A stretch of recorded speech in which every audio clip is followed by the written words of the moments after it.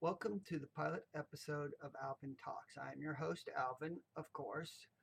Now, I'm doing these videos because I host a presentation, but I just feel I can't cover everything in detail that I cover in my presentation. So I'm hoping to expand on the topics. Now, a little bit about myself. I am the founder of Social Debugging. I have autism spectrum disorder. I'm on the high end of the spectrum. It's also known as Asperger's. I do suffer from social anxiety. I also have what I refer to as social hunger, which we will talk about later. And the social anxiety we'll talk about in about 2 videos. Now, a little bit about social debugging. I I started it because I once told someone that there's no classes for socializing. In fact, the original name was Project Socializing 101.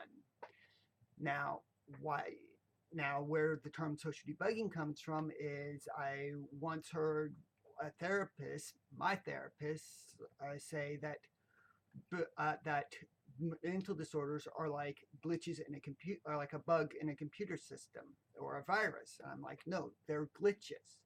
And that's where the term debugging, social debugging comes from, is that we're trying to help people learn to debug themselves. Because if you've ever done programming, you know that glitches are sometimes bugs in the system. Now, we, and that's how we got started. The meaning behind our motto is that we're trying to help people who have or have to deal with people with social difficulties. We believe that there is two sides to every problem, and that we have to work with the people on both sides of the issue. Now, I do, like I said, I do host a presentation.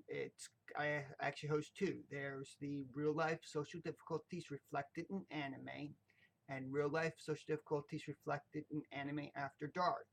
I know they're long titles, but can you give me a shorter one? I host these at presentations in Central Florida. If you do come by, you can see me and enjoy them. I will be during this videos. I will be giving more advanced tips.